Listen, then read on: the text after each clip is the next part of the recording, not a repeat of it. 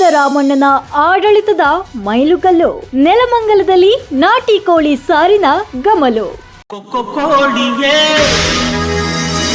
ಕಳ್ಳ ಕೋಳಿಯೇ. ನಾಳೆ ಸಿದ್ದರಾಮಣ್ಣನ ಅಭಿಮಾನಿಗಳಿಂದ ಭರ್ಜರಿ ಔತಣ ಏರ್ಪಾಡು.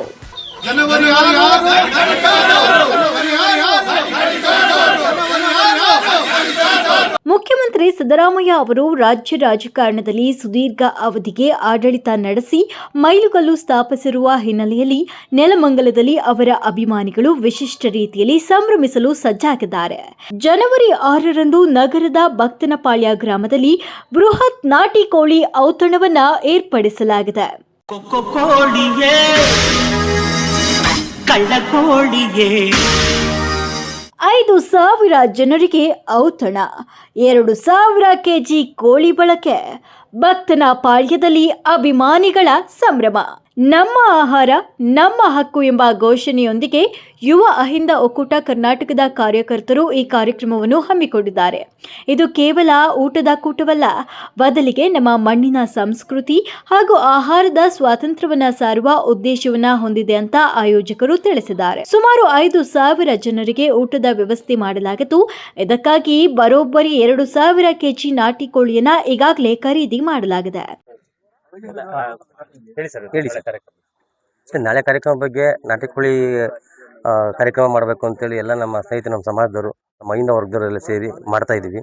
ಅದಕ್ಕೆ ಎಲ್ಲರೂ ಒಗ್ಗಟ್ಟು ಸೇರಿ ಈ ಕಾರ್ಯಕ್ರಮ ಯಶಸ್ವಿಗೊಳಿಸಬೇಕು ಅಂತ ಕೇಳ್ಕೊತೀನಿ. ಪಕ್ಷಾತೀತವಾಗಿ ಸಿದ್ದರಾಮಯ್ಯ ಅವರಿಗೆ ಒಂದು ವಿಶೇಷವಾಗಿ ಒಂದು ಒಳ್ಳೇದಾಗ್ಲಿ ಅನ್ನೋದಂತ ಹೌದೌದು. ಮತ್ತೆ ಸಂತೋಷಕ್ಕೆ ಈ ಒಂದು ಮಾಡ್ತಾ ಇದ್ದೀರಾ. ಎಷ್ಟು ಜನ ಭಾಗವಹಿಸಬಹುದು, ಎಷ್ಟು ಕೋಳಿ ತರ್ತಾ ಇದ್ದೀರಾ, ಹೇಗೆ ಅಂತ? ಸರ್, 1 ವರ್ಷದಿಂದ 2,000 ಕೆಜಿ ಕೋಳಿ ಬರ್ತಾ ಇದೆ.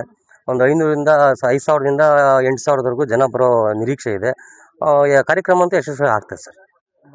ಏನ್ ಹೇಳಕ್ ಇಷ್ಟಪಡ್ತೀರಾ ಸರ್? ಏನಕ್ಕೋಸ್ಕರ ದೇವರಾಜ ಅರಸು ಅವರು ದಾಖಲೆಯನ್ನು ಮುಟ್ಟಿದ್ದಾರೆ ಅಂತ? ಒಬ್ಬ ಹಿಂದುಳಿದ ಸಮಾಜದಿಂದ ಬಂದಿರತಕ್ಕಂಥ ಅಹಿಂದ ನಾಯಕರಾದ ನಮ್ಮ ಸಿದ್ದರಾಮಣ್ಣವರು ಇವತ್ತು ದೇವರಾಜ ಅರಸವರ ಇದನ್ನ ಅವ್ರನ್ನ ದಾಖಲೆನ ಮುರಿದಿದ್ದಾರೆ. ಅದೊಂದು ಇಡೀ ಅಹಿಂದ, ಬರೀ ನಮ್ಮ ಸಮಾಜ ಅಂತಲ್ಲ, ಅಹಿಂದ ಸಮಾಜಕ್ಕೆ ಇದೊಂದು ಸಂತೋಷ ಸುದ್ದಿ ಅಂತೇಳಿ ಇದನ್ನ ಆಚರಣೆ ಮಾಡ್ತಾ ಇದ್ದೀವಿ ಸರ್. ಹುನ್ರಾಜು. ಕಾರ್ಯಕ್ರಮದ ಅಚ್ಚುಕಟ್ಟು ನಿರ್ವಹಣೆಗಾಗಿ ಅಭಿಮಾನಿಗಳು ಮತ್ತು ಸಾರ್ವಜನಿಕರು ಮೊದಲೇ ಹೆಸರನ್ನ ನೋಂದಾಯಿಸಿಕೊಳ್ಳುವಂತೆ ಮನವಿ ಮಾಡಲಾಗಿದೆ. ಅಪ್ಪಟ ನಾಟಿ ಶೈಲಿಯ ಆಹಾರ ಪದ್ಧತಿಯ ಮೂಲಕ ಮುಖ್ಯಮಂತ್ರಿಯವರ ಮೇಲಿನ ಪ್ರೀತಿಯನ್ನ ಸಾರಲು ಅಭಿಮಾನಿಗಳು ಹಗಲಿರುಳು ಶ್ರಮಿಸುತ್ತಿದ್ದಾರೆ. ಸಿದ್ದರಾಮಯ್ಯ ಅವರು ರಾಜ್ಯದ ಇತಿಹಾಸದಲ್ಲಿ ಅತಿ ಹೆಚ್ಚು ಕಾಲ ಮುಖ್ಯಮಂತ್ರಿಯಾಗಿ ಸೇವೆ ಸಲ್ಲಿಸಿದವರ ಪಟ್ಟಿಯಲ್ಲಿ ಸ್ಥಾನ ಪಡೆದಿದ್ದಾರೆ. ಈ ಸಾಧನೆಯನ್ನು ಜನಸಾಮಾನ್ಯರ ಜೊತೆ ಹಂಚಿಕೊಳ್ಳಲು ಈ ರೀತಿಯ ಸಾಮೂಹಿಕ ಭೋಜನ ಕೂಟವನ್ನ ಹಮ್ಮಿಕೊಳ್ಳಲಾಗಿದೆ. ನಮಸ್ಕಾರ ಎಲ್ಲರಿಗೂ. ನಾಟಿ ಕೋಳಿ ಔತಣ ಕೂಟಕ್ಕೆ ಯಾರ್ಯಾರು ಬರ್ತಾ ಇದ್ದೀರಾ?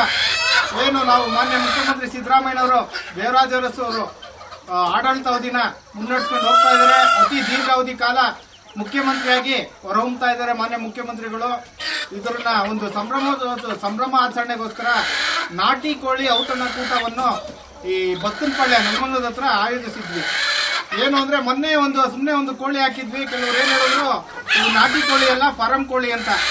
ಇವತ್ತು ನಾಟಿ ಕೋಳಿ ಎಲ್ಲಿ ಊರ ಹೆಸರು ಕೆಜಿ ಲಕ್ಕೇನಹಳ್ಳಿ, ಇವರೇ ಓನರು.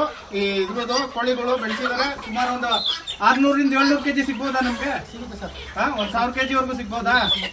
ಅದಕ್ಕೆ ನಮ್ಮ ಏನ್ ಅಭಿಮಾನಿಗಳಿದ್ದಾರೆ, ದಯಮಾಡಿ ಜನವರಿ 6 ಮಿಸ್ ಮಾಡ್ದಲ್ಲೇ ಬರಬೇಕು. ಕೋಳಿ ಸಾರಲ್ಲಿ ಊಟ ಮಾಡಿ ಏನು ನಮ್ಮ ಅಹಿಂದ ನಾಯಕರುಗಳು ಇಬ್ರು ಸಂಭ್ರಮೋತ್ಸವನ ಆಚರಿಸಿ ಒಗ್ಗಟ್ಟು ತೋರಿಸೋಣ ಅಂತ ಈ ಮುಖಾಂತರ ನಿಮ್ಮಲ್ಲಿ ಕೇಳ್ಕೊಂತೀನಿ. ಜನವರಿ 6